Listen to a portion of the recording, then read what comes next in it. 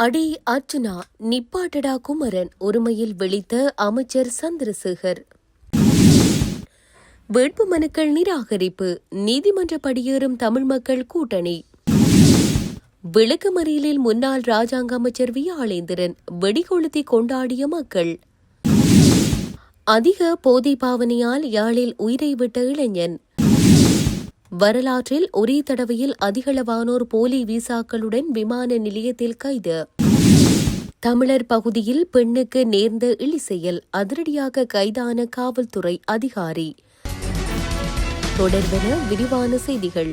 நாடாளுமன்ற உறுப்பினர்களை ஒருமையில் விழித்த அமைச்சர் ராமலிங்கம் சந்திரசேகர் ஒருமையில் இல்லை, பன்மையில் இல்லை, தேவை ஏற்பட்டால் கீழ்மையிலும் விழிப்பேன் என தெரிவித்துள்ளார்.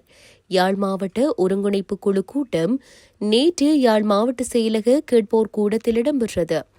இதன்பொழுது திட்டங்கள் தொடர்பில் அதிகாரிகளிடையே நாடாளுமன்ற உறுப்பினர் அர்ச்சுனா ராமநாதன் கேள்வி எழுப்ப முற்பட்ட போது நாடாளுமன்ற உறுப்பினர் இளங்குமரன் மற்றும் அர்ச்சுனா இடையே முரண்பாடு ஏற்பட்டது.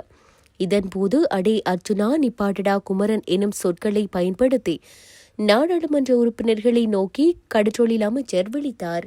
தொடர்ந்து சபையினை கட்டுப்படுத்த முடியாத நிலையில் யாழ் மாவட்ட செயலரின் மூலம் குறித்த கூட்டத்தினை நிறைவு செய்வதாக தெரிவித்து கூட்டத்தினை இடையில் இடைநிறுத்தினார்.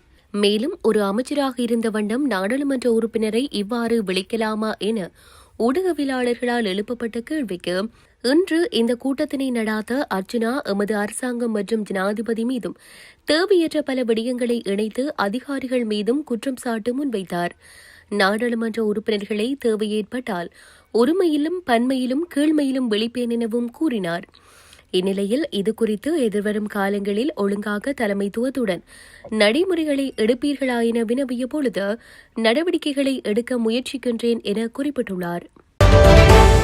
யாழ்ப்பாண மாநகர சபை உள்ளிட்ட உள்ளூராட்சி சபைகளில் போட்டியிடுவதற்கான வேட்புமனுக்கள் நிராகரிக்கப்பட்டமைக்கு எதிராக உச்சநீதிமன்றத்தில் தமிழ் மக்கள் கூட்டணி வழக்கு தொடர்ந்துள்ளது. தமிழ் மக்கள் கூட்டணியினால் வழங்கப்பட்ட வேட்புமனுவில் பெண் வேட்பாளர் ஒருவரின் சத்திய கூற்றில் தவறு உள்ளதாக கூறி அந்த பெண் வேட்பாளரை பட்டியலில் இருந்து நீக்கியமையால் தேவையான பெண் பிரதிநிதித்துவம் இல்லை என மாநகர சபைக்கான வேட்புமனுவை தேர்தல்கள் திணைக்களம் முற்றாக நிராகரித்துள்ளது.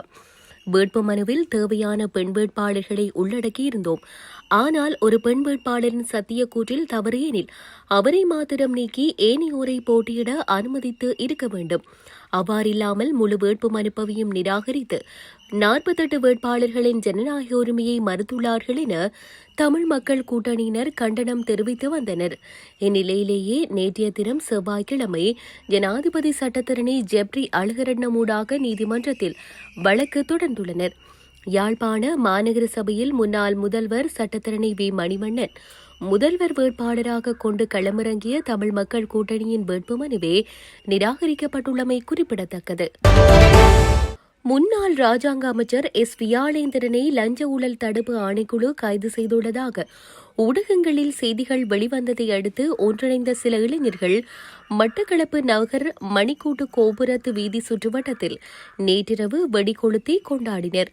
முன்னாள் அமைச்சர் கைது விவகாரத்தை அடுத்து மாவட்டத்தில் மக்கள் மத்தியில் பெரும் பேசுபொருளாக மாறிய நிலையில் சம்பவ தினமான நேற்றிரவு மட்டக்களப்பு நகர் மணிக்கூட்டு கோபுரத்து வீதி சுற்றுவட்டத்தில் ஒன்றிணைந்து வெடிகளை கொளுத்தி சந்தோஷத்தை வெளிப்படுத்தியதை அடுத்து அந்த பகுதி வெடி சத்தத்தினால் அதிர்ந்ததை அடுத்து மக்கள் மத்தியில் பெரும் பரபரப்பு ஏற்பட்டதாக தெரிவிக்கப்பட்டுள்ளது.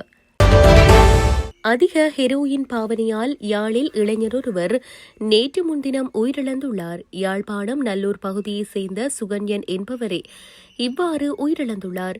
இது தொடர்பில் மேலும் தெரிய வருகையில் இவர் கடந்த 23ஆம் திகதி நண்பனின் வீட்டிற்கு சென்று உறங்கியுள்ளார். 24ஆம் திகதி அவரை பார்வையிட்ட வேளை மயக்க நிலையில் காணப்பட்டார். பின்னர் அவரை யாழ்ப்பாணம் போதனா வைத்தியசாலைக்கு கொண்டு சென்ற வேளை அவர் உயிரிழந்து விட்டதாக வைத்தியர்கள் தெரிவித்தனர்.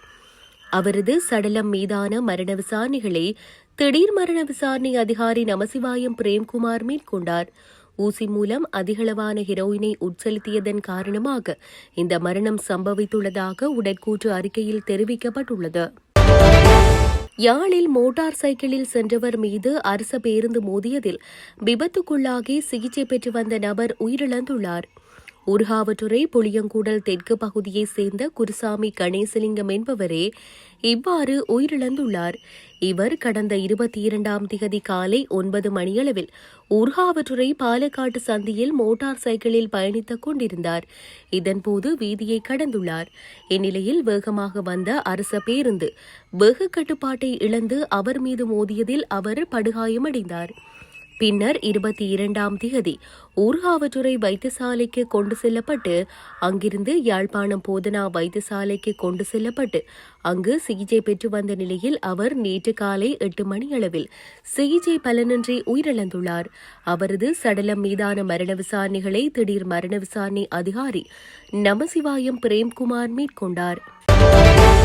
தலா 4.5 மில்லியன் ரூபாய்களை செலுத்தி பெறப்பட்ட போலியான விசாக்களுடன் மனித கடத்தல் மோசடி மூலம் கனடாவிற்கு செல்ல முயன்ற 9 இலங்கையர்கள் கைது செய்யப்பட்டுள்ளனர். நேற்று மாலை இவர்கள் பண்டார் நாயக்க சர்வதேச விமான நிலையத்தில் குடிவரவு அதிகாரிகளால் தடுத்து நிறுத்தப்பட்டதாக தெரிவிக்கப்பட்டுள்ளது. இது போலி பயண ஆவணங்களுடன் வெளிநாட்டிற்கு குடிபெயர்ந்த நிலையில் அதிக எண்ணிக்கையான இலங்கையர்கள் கைது செய்யப்பட்ட முதலாவது சம்பவம் என்று தெரிவிக்கப்பட்டுள்ளது. முன்னதாக புறப்பாடு முனையத்தில் பணியாற்றிய குடிவரவு மற்றும் குடியகழ்வுத்துறை அதிகாரிகள் ஒரு உள்ளூர் பயணியின் இலங்கை கடவுச்சீட்டில் ஒட்டப்பட்டிருந்த கனேடிய விசா போலியானது என்பது கண்டறியப்பட்ட போது அவர் விசாரணைக்காக அழைத்து செல்லப்பட்டார்.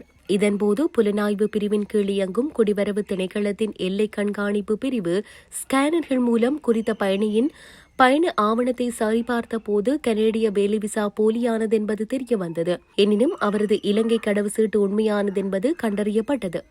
இதையடுத்து போலி விசாக்களுடன் கனடாவிற்கு செல்ல முயன்ற ஒரு பெண் உட்பட மேலும் 8 இலங்கை பயணிகள் கைது செய்யப்பட்டனர். நேற்று மாலை 6:40 மணியளவில் துபாய்க்கு புறப்படவிருந்த ஸ்ரீலங்கன் ஏர்லைன்ஸ் விமானத்தில் ஏறுவதற்கான அனுமதிக்கான அவர்கள் அனைவரும் புறப்படும் அறையில் காத்திருந்த போதே கைது செய்யப்பட்டனர். இந்நிலையில் வரலாற்றில் முதல் முறையாக இவ்வளவு பெரிய குழுவினர் உள்ளூர் விமான நிலையத்தில் போலி பயண ஆவணங்களுடன் தடுக்கப்பட்டமை இதுவே முதல் தடவையென்று குடிவரவு விசாரணை அதிகாரி ஒருவர் தெரிவித்துள்ளார். பெண் ஒருவரின் நிர்வாண புகைப்படங்களை முகநூலில் பதிவேற்றம் செய்த காவல்துறை அதிகாரி ஒருவர் கைது செய்யப்பட்டுள்ளார். மட்டக்களப்பு மாவட்ட குற்றப்புலனாய்வு பிரிவில் கடமையாற்றி வரும் காவல்துறை அதிகாரி ஒருவரே நேற்று கைது செய்யப்பட்டுள்ளார். சம்பவம் தொடர்பில் தெரிய வருகையில் சந்தேக நபரான காவல்துறை அதிகாரி பொத்துவில் காவல் நிலையத்தில் கடந்த 2 வருடங்களுக்கு முன்னர் கடமையாற்றும் போது அங்கு முறைப்பாடு பதிவிட வந்த பெண்ணொருவருடன் பழக்கம் ஏற்படுத்திக் கொண்டுள்ளார். இதையடுத்து குறித்த பெண்ணுடன் திருமணம் கடந்த உறவில் ஈடுபட்டு வந்துள்ள நிலையில் பெண்களின் வீட்டிற்கு அருகிலுள்ளவர்கள் காவல்துறையின் கவனத்திற்கு கொண்டு வந்ததையடுத்து அவர் பாணாமை காவல் நிலையத்திற்கு இடமாற்றம் செய்யப்பட்டுள்ளார். இதனைத் தொடர்ந்து பெண்ணின் நிர்வாண புகைப்படங்களை முகநூலில் பதிவேற்றம் செய்துள்ளார். இந்நிலையில் பாதிக்கப்பட்ட பெண் காவல் நிலையத்தில் முறைப்பாடு செய்திருந்த நிலையில் பொத்துவில் காவல்துறையினர் சந்தேக நபரை நேற்று கைது செய்துள்ளனர். மேலும் கைது செய்யப்பட்ட சந்தேக நபரை பொத்துவில் நீதவான் நீதிமன்றத்தில் முன்னிலைப்படுத்தியதை அடுத்து அவரை 14 நாட்கள் விளக்க மறியலில் வைக்குமாறு நீதவான் உத்தரவிட்டுள்ளார்.